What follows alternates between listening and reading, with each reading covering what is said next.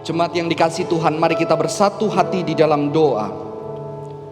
Kami mengucap syukur Tuhan, pagi hari ini kami boleh kembali beribadah. Kami yang ada di rumah ataupun kami yang ada di ruangan ini, kiranya Tuhan boleh diagungkan dan dimuliakan melalui ibadah kami, pujian dan penyembahan kami. Sekarang kami akan mendengarkan kebenaran firman Tuhan, dan Tuhan boleh berbicara kepada setiap kami. Berkati hamba apa yang sudah dipersiapkan, kiranya boleh menjadi berkat buat jemaat-Mu di tempat ini. Di dalam nama Tuhan Yesus Kristus kami berdoa, amin. Jemaat yang dikasihi Tuhan, hari ini kita akan berbicara sebuah tema sincere heart, atau hati yang tulus, hati yang murni, hati yang tulus. Kita akan membuka Alkitab kita, Ibrani pasal yang ke-10 ayat yang ke-22. Ibrani pasal yang ke-10 ayat yang ke-22. Saya akan membacakan buat setiap kita.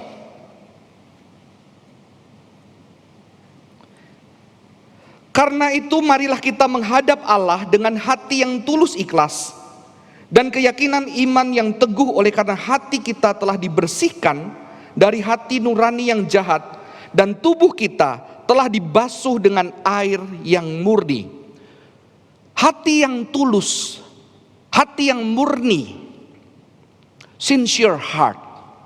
Saudara-saudara, ketika kitab Ibrani ini ditulis, tidak diketahui siapakah penulisnya, tetapi dapat dilihat kemungkinan besar kitab ini ditujukan kepada orang Kristen Yahudi. Mengapa? Karena penulis kitab ini sangat menguasai kisah Taurat, kisah karya keselamatan Allah kepada Israel, mulai dari Abraham sampai selanjutnya. Dia sangat menguasai kitab Perjanjian Lama. Jadi sangat besar kemungkinan kitab ini ditulis oleh kepada orang-orang Yahudi. Dan ada satu masalah di sini, saudara-saudara. Masalah yang terjadi adalah ternyata di jemaat yang kepadanya kitab Ibrani ini ditulis, beberapa orang meninggalkan imannya kepada dari Kristus. Karena penganiayaan yang berat, karena kesulitan dari kehidupan, beberapa dari mereka meninggalkan imannya kepada Kristus. Dan ketika saya mempelajari lebih dalam bagian dari kitab ini dan mencoba menggali kata hati di dalamnya, dan ternyata kata hati ini muncul cukup sangat banyak di dalam penulisan kitab Ibrani ini. Maka saya mengutip sebuah kutipan yang cukup terkenal dan saya cukup suka, yang saya boleh mewakilkan, menjadi perwakilan permasalahan daripada jemaat Ibrani ini adalah permasalahan hati, ya. The heart of the problem is the problem of the heart.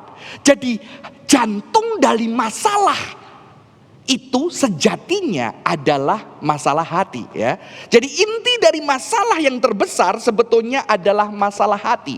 Maka kita bisa melihat, kalau kita melihat ke Ibrani yang ketiga, saudara-saudara, Ibrani yang ketiga, di situ kita melihat penulis menunjukkan ada masalah mengapa orang-orang meninggalkan Tuhan, dan penulis mencoba mengambil kisah Israel. Mengapa Israel begitu tegar tengkuk? Mengapa Israel begitu tidak percaya? Mengapa Israel begitu tidak mudah taat? Mengapa Israel penuh dengan keluhan-keluhan ketika mengalami kesulitan? Dan di sini penulis di Ibrani yang ketiga menunjukkan bahwa ini sebetulnya masalah hati.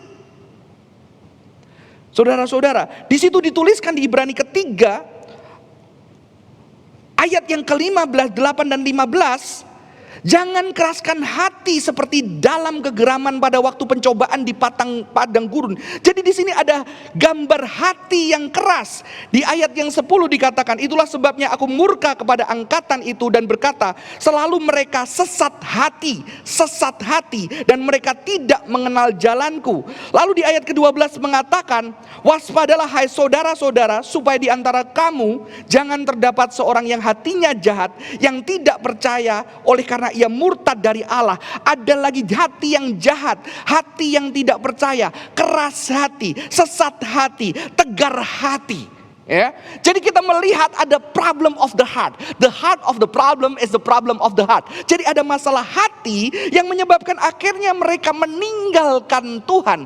Dan penulis menunjukkan kisah Israel ketika mereka keluar dari tanah Mesir. Mereka sudah bangsa yang ditebus. Tapi ketika di dalam perjalanan hidup mereka begitu terjalnya, mengalami banyak kesulitan. Dan di situ mereka bersungut-sungut, mereka marah, mereka protes, mereka saling beradu pendapat, mereka melawan pemimpin. Masalahnya adalah hati.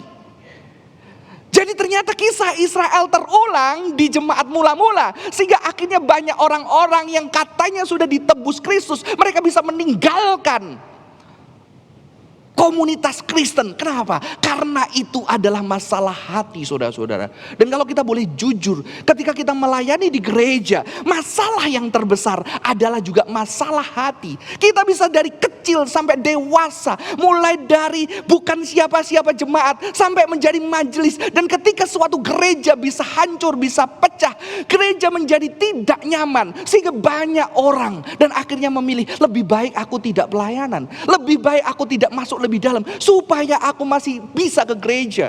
Hari-hari ini banyak sekali orang yang sudah kecewa dengan gereja. Banyak anak muda sudah tidak percaya dengan gereja. Jadi penginjilan hari ini yang sulit bukanlah menginjili orang-orang yang belum percaya, tetapi orang-orang yang sudah percaya tetapi mereka sudah meninggalkan gereja. Mereka disebut sebagai unchurched people, orang-orang yang tidak mau bergereja. Karena kecewa, mereka sulit lagi kembali ke rumah Tuhan. Dan kalau kita melihat, the heart of the problem is the problem of the heart. Maka itu hari ini kita berbicara tentang sincere heart, hati yang tulus. Bagaimana Alkitab berbicara tentang hati. Dan saudara-saudara kalau lihat, ternyata Israel, penulis menyatakan Israel sudah 40 tahun mengalami karya Allah yang setia. Ya. Jadi seberapa lama kita hidup bersama dengan Tuhan, puluhan tahun mengikut Yesus, 40 tahun, kalau umur kita cuma 60, itu sudah berapa bagian, lebih dari separuh hidup kita. Kita mengalami Tuhan, seperti Israel, mengalami mujizat-mujizat yang dahsyat, mengalami pemeliharaan Tuhan. Ternyata mereka bisa marah, kecewa, tidak percaya dan meninggalkan Tuhan. Begitu juga kita di gereja. Tidak ada jaminan berapa banyak kita mengalami Tuhan. Tetapi ketika hati kita bermasalah, disitulah masalah yang terbesar, saudara-saudara. Ya. Dan ketika saya menggali lebih dalam lagi di Ibrani 3 ayat 15, maka penulis mengatakan, tetapi apabila pernah dikatakan, pada hari ini jika kamu mendengar suaranya, jangan keraskan hatimu seperti dalam kegeraman. Ya. Ternyata firman Tuhan menjelaskan, kalau kamu dengar suara Tuhan, kamu dengar firman Tuhan, jangan keraskan hati. Jadi sebetulnya the problem of the heart itu apa? Ketidakpercayaan akan kasih Allah. Saudara, kita bisa setiap minggu beribadah. Kita bisa mengikuti doa malam selalu. Kita bisa mengikuti semua seminar dan acara gereja. Tapi kita juga bisa di saat yang sama, kita tidak percaya akan kasih Allah. Karena ketika kita hidup, kita melihat di dalam kehidupan kita, ternyata aku harus bekerja keras, ternyata aku harus berjuang, dan perjuanganku ini menghasilkan bukan kasih Allah, tetapi perjuanganku, usahaku, tenagaku sendiri, relasiku dengan orang-orang penting. Itulah yang membuat aku bisa berhasil. Sekalipun kita bergereja, kita bisa punya kepercayaan bahwa sebetulnya kita meragukan kasih Allah. Maka ketika di dalam kesulitan yang begitu dalam, kita mulai meragukan, betulkah Tuhan ada buat kita? Mungkin kita tidak mengatakan Tuhan tidak ada, tetapi mungkin kita bertanya, jangan-jangan Tuhan tidak ada buat aku. Ya. Jadi kita yang melayani, termasuk saya sebagai hamba Tuhan, saya bisa hidup di dalam religiusitas pelayanan, tetapi di saat yang sama sebetulnya saya tidak mempercayai cinta Tuhan. Berapa banyak anak-anak yang di rumah Ada orang tua yang kalau saya lihat orang tua itu sungguh mengasihi anak-anak itu, tetapi kasihnya sungguh terbatas. Karena biasanya orang tua itu dididik dengan sangat keras oleh orang tuanya. Maka ketika dia memiliki anak di era milenial ini, mereka sulit menerapkan rasa kasih sayang yang sama. Dan anak-anak ini sudah berkembang dengan psikologi yang kuat, dengan penerimaan yang kuat, dengan film-film yang vulnerable, dengan film-film yang bisa merespon mereka dengan baik. Tetapi ketika mereka pulang ke rumah, mereka mendapatkan respon yang tidak baik. Sehingga anak-anak itu di rumah, mereka mungkin ya sih kayaknya papa sayang saya, mama sayang saya, tapi sejatinya mereka tidak percaya bahwa orang tuanya mencintai mereka. Itu terjadi saudara-saudara, itu terjadi. Dan inilah problem of the heart. The heart of the problem is the problem of the heart. Dan problem of the heart ini adalah ketidakpercayaan akan kasih Allah.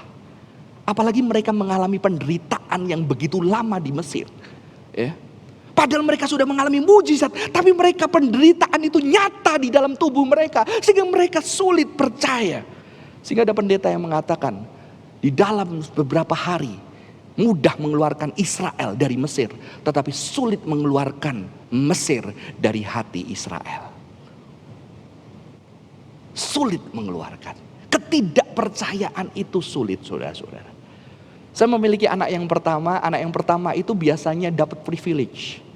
Anak kami, putri kami yang pertama mendapatkan privilege. Dan kita bercerita dulu belum ada adikmu, begitu ya. Dia cuma bisa membayangkan dulu belum ada adikmu, semuanya untuk kamu. Tapi suatu hari procot gitu ya, adiknya keluar. Dan di situ kita biasanya anak pertama kalau jarak usianya tidak begitu jauh, dia akan mulai pakai sarung tangan adiknya. Dia mulai pakai empengnya. Dia mulai pakai pakaian-pakaiannya dan melucu seperti adiknya. Mengapa? Karena biasanya orang tua langsung, oh ya udah kamu udah dewasa, mama papa harus urus adikmu. Sehingga dia kok enak diurus. Dia mulai ada kecemburuan. Kalau anak kedua gak cemburu biasanya. Mengapa? Karena tahu-tahu lahir dia memang udah berdua.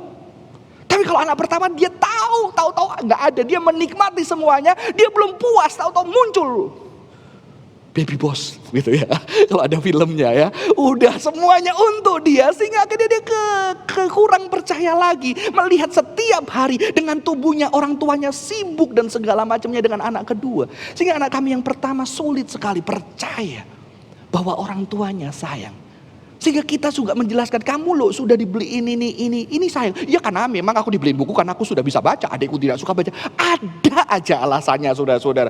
Sehingga kita kadang-kadang, saya sebagai orang tua, kadang saya bergumul bagaimana Tuhan. Supaya anak ini bisa percaya bahwa saya sayang dia. Sehingga berapa banyak perhatian yang saya berikan. Sulit sekali dia percaya. Sampai saya harus berjuang dan berdoa meminta hikmat. Bagaimana saya menyayangi untuk sampai suatu hari dia percaya bahwa dia juga dicintai. Saudara-saudara. Maka Tuhan mengatakan inilah problem hati itu. Dan Tuhan mengatakan pada hari ini jika kamu mendengar suaranya jangan keraskan hati. Ya. Ini diambil dari perjanjian lama saudara-saudara. Saya akan lanjutkan ke ayat yang lain. Bahkan sesuatu yang luar biasa. Ibrani mengaitkan problem hati ini dengan sebuah solusi di dalam perjanjian baru. Solusinya adalah apa saudara-saudara? Solusi dari problem hati ini adalah yang terdapat dari Ibrani 8 ayat 10 sampai 12. Dan luar biasa ayat ini diulang 2 kali. Ibrani 8 ayat 10 sampai yang ke-12. Saya akan bacakan. Maka inilah perjanjian yang kuadakan dengan kaum Israel sesudah waktu itu. Demikianlah firman Tuhan. Aku akan menaruh hukumku dalam akal budi mereka dan menuliskannya di dalam hati mereka. Maka aku akan menjadi Allah mereka dan mereka akan menjadi umatku. Dan mereka tidak akan mengajar lagi sesama warganya atau sesama saudaranya dengan mengatakan kenalah Tuhan. Sebab mereka semua besar kecil akan mengenal aku.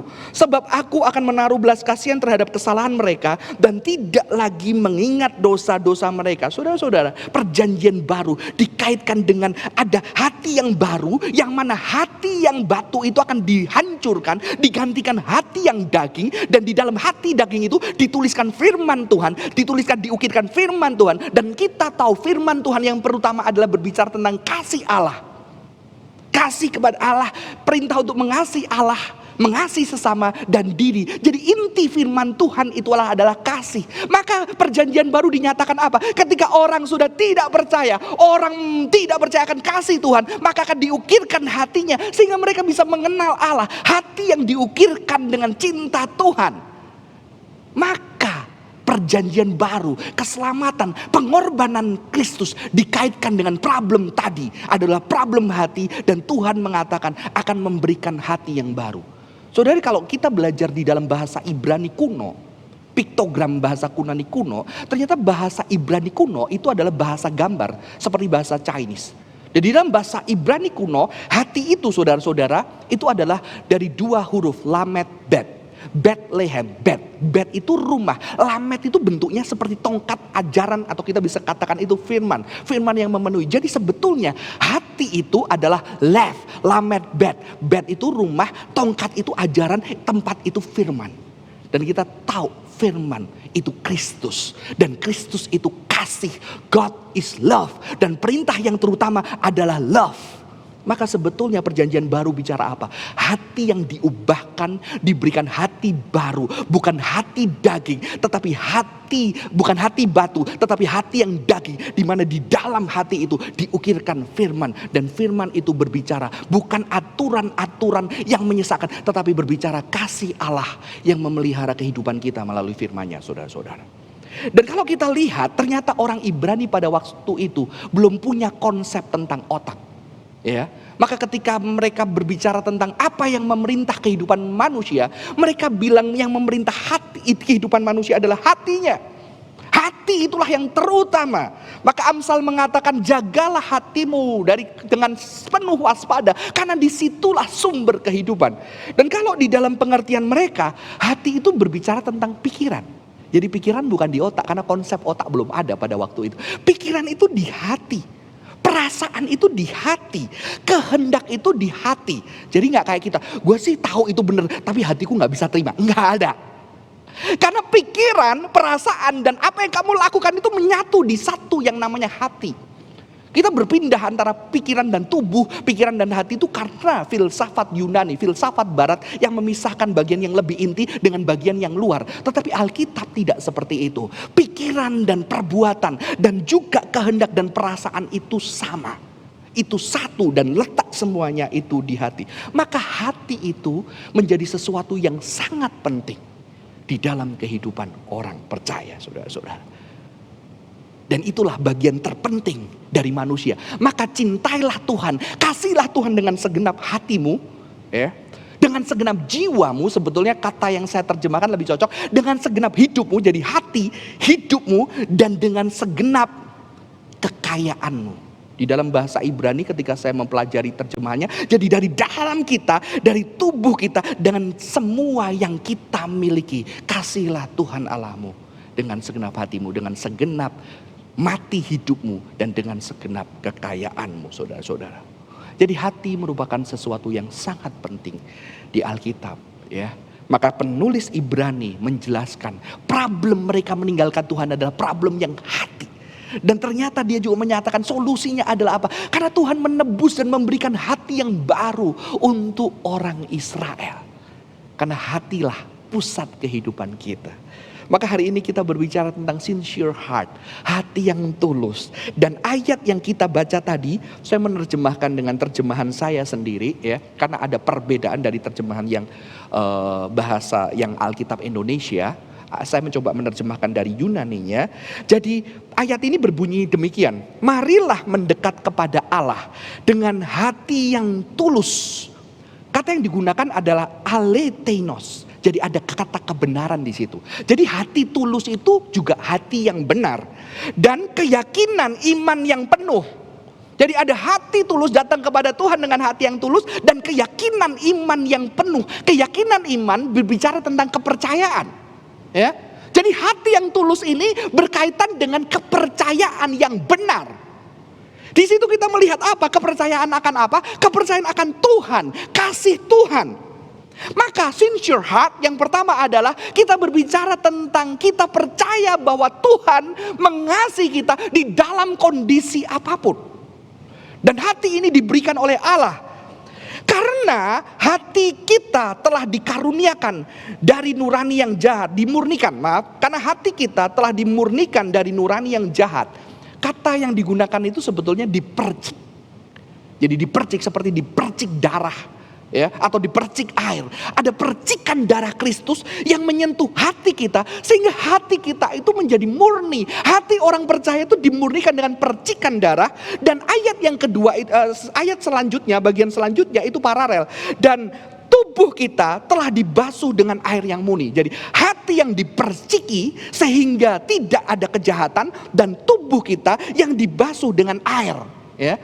Ini tidak, beberapa penafsir melihat hati ini innernya, ini outernya. Saya tidak, saya melihat itu sebagai sebuah kebagian dan kesatuan. Saya tidak melihat itu terpisah lagi. Mengapa? Karena sebetulnya ilmu pengetahuan terbaru menyatakan sebetulnya pikiran kita, kalau kita sekarang pikiran di otak ya, tapi sebetulnya kalau kita bayangkan di Israel, pikiran kita itu tidak pernah terlepas dari tubuh kita. Oke? Maka tidak heran Israel tidak bisa lepas dari Mesir. Mengapa? Karena dia bertahun-tahun tubuhnya ada di sana, sehingga hatinya juga ada di sana. Maka ketika 40 tahun itu sulit sekali. Karakter yang sudah menubuh, mendaging itu sudah seperti batu. Maka kadang-kadang kita bicara sulit sekali. Kalau kita sudah bertahun-tahun punya karakter yang buruk, kita perlu anugerah Tuhan untuk mengubahkan. Dan kita tidak cukup mengubahkan, tetapi ada pola-pola hidup baru. Maka Alkitab tidak mengatakan perjanjian dari Tuhan merubahkan hati. Ya, Tuhan merubahkan hati. Tetapi orang Kristen diperintahkan untuk mengikuti hidup tertentu supaya itu menubuh di dalam hidupnya. Ya, di dalam neuroscience, cognitive science mengatakan sebetulnya mind itu embodied. Mind itu dibentuk dari perilaku kita, tubuh kita. Maka itu setiap orang sangat tergantung konteks hidupnya. Dia hidup seperti apa, lingkungan seperti apa, itu membentuk cara dia melihat, cara dia berpikir, saudara-saudara. Ya. Jadi di sini kita melihat hati yang tulus adalah hati yang berbicara, hati yang percaya akan kasih Allah di dalam iman. Saudara, tidak heran sulit sekali Israel pada waktu itu, karena dia betul-betul tubuhnya merasakan bawang-bawang Mesir. Kalau ketika dia mengingat, ketika di Mesir kami merindukan apa? Bawang-bawang, rempah-rempah, makanan yang harum, saudara-saudara. Itu tubuh, dan tubuhnya terkait dengan hatinya. Ketika di padang belantara, mana pertamanya enak, tapi mana terus bosen dia. Panas, dingin, jalan capek, pindah setiap berapa waktu. Saya menikah itu sudah pindah rumah 7 kali. Baru menikah 12 tahun. Itu sengsara. Rekan saya begitu dapat cong langsung senyum begitu ya. Biasanya hamba Tuhan sudah tahu itu ya. Aduh, kalau masih bujang gak apa-apa. Sudah anak 3 pindah. Saya baru 5 tahun di Jakarta. Sudah pindah 3 kali kalau gak salah, saudara-saudara. Itu mengerikan. Maka mereka mengeluh karena tubuhnya. Oke, mereka melihat laut, tapi tubuhnya setiap hari itu lebih banyak dengan kesulitan-kesulitan. Maka mereka sulit percaya kepada Tuhan. Maka saya mengatakan tadi, Alkitab mengatakan hati yang diperciki dan tubuh yang dibasuh itu menjadi sebuah kesatuan. Di sini menjadi satu yang penting, saudara-saudara. Kalau kita percaya kita sudah ditebus, hati kita sudah dipercayai darah Yesus. Tetapi kenyataannya Tuhan juga mengatakan persembahkanlah tubuhmu sebagai persembahan yang hidup dan kudus dan berkenan kepada Allah. Mengapa? Karena tubuh kita penting. Dan tidak heran Tuhan menyatakan bahwa gereja adalah tubuh Kristus. Maka tubuh itu penting. Oke, saudara-saudara, ini real. Sehingga apa yang kita lakukan sehari-hari itu membentuk kita, saudara-saudara. Apa yang kita lakukan di rumah bersama dengan keluarga kita itu membentuk siapa diri kita. Saya mengutip dari sebuah buku karangan James K. Smith, mengatakan the motion of and rhythms of embodied routines train our minds and heart. Jadi gerakan atau ritme rutin tubuh kita itu membentuk hati kita. Oke. Saudara yang suka kopi, kalau saudara sudah mengenal kopi aren, nggak boleh sebut merek gitu ya. Kopi aren sudah ditrain, itu udah rasa legitnya, saudara. Tapi kalau udah setiap hari kopi aren, kemanapun Anda pergi, Anda melihat kopi aren itu menjadi ritual. Dan pasti Anda beli. Kalau nggak beli, tubuh Anda mulai nggak nyaman, betul ya. Kenapa saya bilang Saya lumayan penggemar kopi aren, begitu ya. Jadi kerasa banget.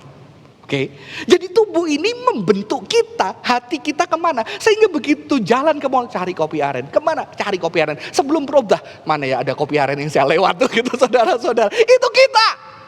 Celakanya kita selama ini ketika membangun sebuah gereja, kita konsen kepada pikiran.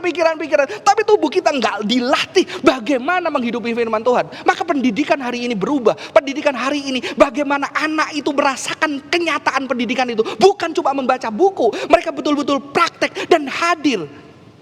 Ketika kita ingin mengajarkan anak kita hati yang penuh dengan kasih, kita tidak cukup. Saya percaya kisah Yesus cukup. Tapi waktu kisah Yesus diajarkan dengan murid-murid, mereka melihat langsung bagaimana perbuatan Yesus kepada orang-orang yang kesusahan. Tapi kita lihat gambarnya. Ini ya Yesus ngasih loh, kamu jadi kasih ya. Sampai mati saudara-saudara. Kalau dia tidak belajar langsung secara nyata, secara embodied, sulit anak kita belajar mengasihi. Paling gampang apa? Ayo kita mempraktekkan kasih Yesus. Ketika ulang tahun, ajak dia naik mobil. Bulan Februari anak saya berulang tahun dan diajak istri saya naik mobil. Beli pakai uangnya, beli nasi bungkus, dibungkus, dia turun, dia kasih ke orang. Di situ dia belajar apa itu kasih, embodied. Dan pulang dia dengan mewah. Pak, aku tadi kasih, waktu aku kasih senyum Pak. Dan ada kebahagiaan di sini. Oh ini mengasihi, dia bisa merasakan dengan tubuhnya. Kalau saudara di Medan itu ada satu babi yang enak banget, namanya babi Asan. Musa ketawanya langsung cerah, berarti tubuhnya sudah merasakan. Yang masih bingung berarti belum. Itulah bagaimana orang merasakan kasih Tuhan secara nyata. Murid-murid langsung merasakan dengan tubuh Kristus. Mereka merasakan tubuh Yesus yang hadir bareng sama mereka, yang care, yang bisa negur mereka, yang tersalib. Dia menyaksikan langsung. Tapi kita tidak menyaksikan tubuh langsung. Maka Yesus mengatakan, kamu adalah tubuh Kristus. Supaya apa? Supaya orang merasakan langsung tubuh-tubuh orang percaya. Dan mereka merasakan kasih yang besar. Dan mereka bisa berjumpa dengan Tuhan. Amin saudara-saudara. Dan ternyata apa yang kita lakukan di dalam keseharian, kok di dalam ilmu pengetahuan, itu membentuk yang namanya adaptive unconscious. Adaptive unconscious itu sebuah sistem yang memiliki kemampuan data secara diam-diam dengan cepat. Dan kemudian mengambil keputusan yang tidak hanya mengandalkan kemampuan logika. Dan ilmu pengetahuan mengatakan apa? Sehari-hari kita yang mengatur hidup kita itu adaptive unconscious. Kita gak mikir dulu, kita respon langsung, betul kan? Begitu ada masalah, jadi orang yang sudah banyak masalah selama hidupnya, itu biasanya respon masalahnya lebih cepat daripada yang baru pertama. Kenapa? Karena itu sudah menyatu dengan tubuhnya, membuat adaptive unconscious. Yang tahu ini biasanya yang ngerti main piano, yang ngerti kungfu, begitu ya, yang ngerti basket, begitu respon dia nggak mikir, pikirannya nanti. Dan ternyata 60-70% kalau tidak salah atau lebih besar, kita sehari-hari hidup di dalam adaptive unconscious. Dan bagaimana kalau tubuh kita, hati kita nggak dilatih berspiritualitas, nggak dilatih tulus. Sekalipun kita percaya percikan Tuhan itu kekuatan yang terutama untuk membentuk hati kita. Yang dulu kita bisa benci sama orang, tapi begitu kenal Tuhan kita nggak bisa. Kita pengen benci, kita pengen marah, kita pengen hancurkan dia, tapi hati ini udah nggak bisa. Kenapa? Hati kita udah diubahkan oleh Tuhan. Dulu waktu saya belum kenal Tuhan, walaupun sudah di gereja, begitu marah dengan orang tua saya bisa teriak, bisa keras. Setelah kenal Tuhan tetap teriak, tetap keras begitu ya. Tetapi hatinya nggak tenang, karena hatinya udah diubahin sama Tuhan. Maka itu saya perlu latihan untuk bagaimana saya tidak berteriak kepada orang yang saya kasihi. Ada hati yang berbeda, saudara-saudara. Kalau tanpa ini sulit sekali kita berubah. Tetapi juga ada latihan-latihan. Saudara, jadi sincere heart berbicara tentang hati yang percaya dengan kasih Allah. Ya. Saya kutip sebelum saya akhiri khotbah saya kutip dari Saint Augustine. Dia mengatakan seperti ini, saudara. It is not advantage to be near the light if the eyes are closed. Jadi, buat apa kita bilang kita di tengah terang yang paling silau ini, begitu ya. Terus saya tetap gelap, mana nggak ada terang. Dan kenyataannya banyak orang, dia di samping terang, di samping kasih, dia ada bersama dengan orang yang mengasihi dia, tetapi dia tutup matanya supaya dia nggak bisa melihat terang itu.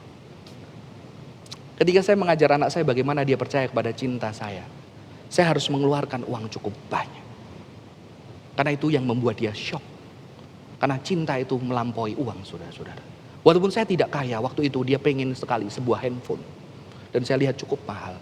Tapi saya bilang enggak ada uang. Tapi setelah saya melihat itu, saya pergi sendiri ke mall. Saya beli handphone itu. Dia sudah putus harapan ya. Kayaknya nggak bakal punya handphone. Itu handphone pertama dia. Dan pagi-pagi saya bawa handphone itu di samping bantal dia. Saya bangunin dia. Saya sama istri, ayo, bangun. Dia kaget. Kesel dibangunin. Tapi begitu lihat handphone itu hadiah buat kamu. Terus, wah, thank you Papa. Wah, dia teriak-teriak, thank you Papa. Setelah itu saya ajak turun. Saya cuma bilang, namanya Iyo.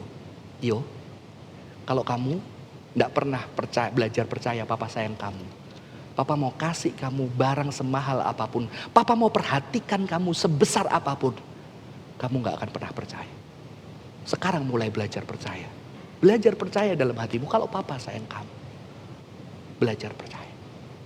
Dia sudah mulai belajar percaya, saudara. Tidak bisa dengan tubuh, dengan sesuatu yang nyata.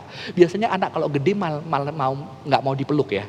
Nggak mau, adik-adiknya masih tiap malam peluk, doakan Papa, doakan, peluk, cium, minta didoakan 2 double. Tapi dia sudah mulai menjauh.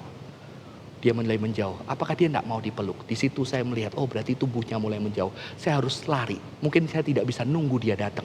Malam saya coba, ayo peluk Papa, saya peluk, saya cium dia. Supaya apa? Supaya dia merasakan dan mulai belajar percaya dengan tubuhnya. Bahwa saya mengasihi dia. Karena bisa saudara-saudara. Kita menutup mata kita. Kita gak mau membuka mata kita. Untuk melihat terang. Untuk melihat kasih yang ada. Di sekitar kita. Ya, kita mau menutup mata kita. Dan itulah kalau menurut film Justice League. Kegelapan sejati. Begitu ya. Justice League mengatakan apa? The truest darkness is not the absence of light. It is the conviction that the light will never return. Kegelapan yang paling gelap adalah bukan ketiadaan terang. Tetapi keyakinan bahwa terang itu gak akan datang. Terang itu gak ada. Jadi kegelapan itu kalau kita masih terang itu gak ada. Tapi kita masih percaya. Oh nanti akan terang itu datang. Kita belum gelap. Tapi kalau terang itu ada. Meskipun terang itu ada kita bilang enggak terang ada. Gak ada. Itulah kegelapan sejati. Kegelapan sejati saudara-saudara. Sincere heart, percaya bahwa kasih Allah. Belajar percaya, hati yang percaya akan kasih Allah. Dan yang terakhir saudara-saudara, sincere heart berbicara tentang apa? Hati yang juga ketika kamu percaya cinta itu ada. Saya gak suka logika orang-orang sekarang mengatakan, emang cinta bisa bawa lu ke pasar bisa belanja? Gak bisa, beli sayur aja cinta gak bisa. Jadi gak cukup cinta, lu perlu duit. Saya tidak percaya kata-kata itu. Cinta itu yang membuat apa? Ketika saya dan anak istri saya kelaparan. Ketika orang yang kita cintai kelaparan. Kita akan berjuang sesusah apapun untuk memastikan mereka dicintai. Mereka pasti hidup. Memastikan mereka makan saudara-saudara. Cinta justru yang terutama. Dan itulah yang dipercaya Alkitab. Ketika kita sudah tidak percaya dengan cinta. Itu gelap. Dan sincere heart berbicara. Percaya akan cinta Allah. Kenapa dunia kita mengajarkan jangan percaya kepada cinta Allah. Kamu harus beli rumah sekarang. Kenapa? Karena nanti rumah itu naik. Gajimu mah apa? Pikir bener juga ya gak naik. Waduh, akhirnya maksa-maksain beli. Gak bisa kredit. Masalah saudara-saudara. Padahal kamu juga gak percaya apakah Tuhan tidak bisa memelihara hidupmu dengan dahsyat. Kalau suatu hari memang sudah waktunya kamu tidak bisa membelinya. Bukan bicara orang yang malas nabung ya saudara-saudara ya. Ada yang malas nabung percaya saja. Tidak seperti itu. Tapi dunia mengajarkan you harus punya ini, you harus punya ini, you harus punya ini. Saudara tahu ketika di dalam pandemi banyak orang yang punya banyak itu juga hancur di dalam sekejap. Tidak ada jaminan dari kekayaan yang disuntikan di kepala kita. Untuk kita percaya itu bisa menjamin hidup kita. Seberapa banyak kekayaan Anda yang Anda yakin bisa menjamin hidup Anda? Tidak ada. Dan disitulah saatnya. Ketika di dalam kesulitan-kesulitan. Ketika kita tidak bisa mengandalkan kekayaan. Kita tidak mengandalkan orang di sekitar kita. Kita hanya bisa berlutut dan menangis. Tuhan, tolong aku. Dan biasanya ketika kita jadi orang Kristen. Kita didorong sampai ke tahap ini. Baru kita belajar apa itu percaya. Saudara-saudara, sincere heart bukan hanya percaya kepada kasih Tuhan, tetapi juga melihat dan mau menghidupi ketulusan cinta. Karena kalau orang percaya cinta, dia akan melakukan banyak hal dengan cinta. Ya, percaya dan menghidupi ketulusan cinta Yesus sehingga orang lain bisa merasakan cinta Yesus. Jadi sincere heart bukan bicara aku percaya cinta Tuhan, tetapi aku yang melihat cinta Tuhan, aku mau kehidupanku seperti cinta Yesus yang bisa dirasakan kepada banyak orang. Maka saya mengatakan ketika Yesus di atas kayu salib, dia memiliki hati yang tulus, hati yang murni. Mengapa? Karena sebetulnya ada alasan untuk Yesus untuk berteriak, untuk mengutuki, untuk menghukum, untuk marah, untuk mengumpat di atas salib karena kejahatan orang yang begitu jahatnya. Tetapi ternyata dia tetap mendoakan, tetap mengasihi, dia tetap mendoakan sehingga sampai orang-orang yang jahat itu memukul-mukul dadanya. Ternyata gua jahat, sehingga sampai tentara kepala Romawi yang sangat hebat itu yang mengikuti penyaliban berkali-kali mengatakan ini orang benar. Karena ada hati yang tulus.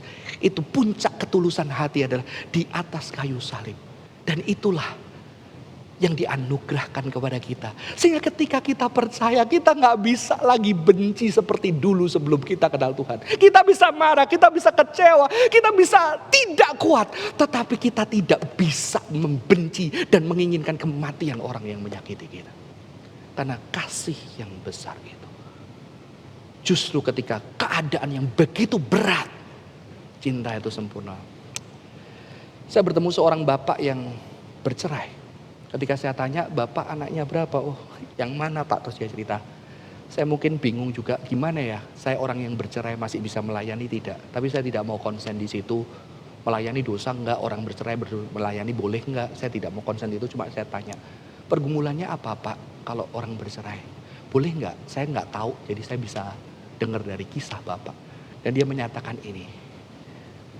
Entah ya. Ketika saya punya anak-anak yang dari istri pertama yang tidak mau lagi menyapa, tidak mau lagi menjawab, tidak mau lagi saya hubungin. Hati saya tidak pernah bisa membenci mereka. Mungkin ini ya hati Bapa. Mungkin ini ya hati Yesus. Tidak pernah bisa membenci. Walaupun rindu, tidak bisa membenci. Dan bagi saya ini sesuatu yang sangat indah. Kasih Tuhan. Di dalam keadaan yang sulit, di dalam kehancuran, ternyata kasih itu tetap ada. Dan saya tidak menjumpai itu di luar, di orang-orang lain. Saya menjumpai di adik saya. Almarhum papa saya dulu waktu kami kecil, papa saya tidak bermaksud menjelekkan. Karena papa saya juga Tuhan ubahkan luar biasa. Papa kami suka memukul kami. Ya, suka mengikat kami, memukul kami, mengatai dengan tidak baik. Tapi ketika papa saya almarhum, adik saya di samping peti itu dia bercerita. Dulu aku pernah loh kok dilempar papa pakai, saudara tahu parabola zaman dulu, itu receivernya segede ini saudara-saudara. Itu berat, dilempar ke kepala adik saya. Dan ketika saya lihat adik saya bercerita, itu dilempar kepala saya. Dia ingat detail kena bagian mana dan dia menangis. Tapi saya juga melihat cinta yang besar. Kenapa? Karena menjelang kematian papa saya, adik saya terus mengasihi papa saya. Dan justru kasih di tengah luka itulah kasih yang sangat besar. Justru kekristenan adalah kasih yang mengalahkan setiap kepedihan luka. Karena dia menang di sana. Itulah hati yang tulus dan hati yang murni. Dan itulah yang kita miliki, yang kita bisa bagikan buat orang-orang di luar sana. Tuhan Yesus memberkati. Tuhan Yesus, kami bersyukur buat firman, buat ketulusan hati yang Kau anugerahkan setiap kami. Sehingga ketika kami mengenal Tuhan, kami bisa marah, kami kecewa, kami dikhianati, kami tersiksa, kami ditinggalkan, kami dilupakan. Tapi anehnya Tuhan, anugerah kasih itu membuat kami tidak bisa membenci seperti dulu ketika kami belum kenal Tuhan. Tuhan, kiranya anugerah kasih itu boleh terus ada di dalam kehidupan kami. Untuk bisa, bukan hanya kami percaya cinta Tuhan, tapi kami juga bisa membagikan cinta itu bagi orang-orang lain. Tuhan, bagi kami yang belum punya anugerah kasih, mungkin kami sudah lama di gereja bertahun-tahun, biarlah hari ini kami boleh membuka hati kami dan kasih itu boleh menghangatkan hati kami. Ketika di masa-masa ini kami tidak berdaya dengan keadaan yang terjadi, ketika semua andalan kami sudah habis, biarlah kami bisa berlutut di hadapan Tuhan dan meminta, Tuhan tolong kami, beranugerah kami, berikan kami hati yang tulus itu, yang adalah anugerah Tuhan. Buat kami yang terus bergulat, kami sudah memiliki anugerah itu, tapi di dalam kehidupan kami terjal. Temukan kami dengan orang-orang, komunitas gereja yang baik untuk bisa membangun bersama-sama kehidupan yang membuat kami bisa memiliki hati yang sincere heart, hati yang tulus dan murni untuk bisa menceritakan Kristus. Terima kasih Tuhan, di dalam nama Tuhan Yesus kami bersyukur dan berdoa. Amin. Tuhan Yesus memberkati.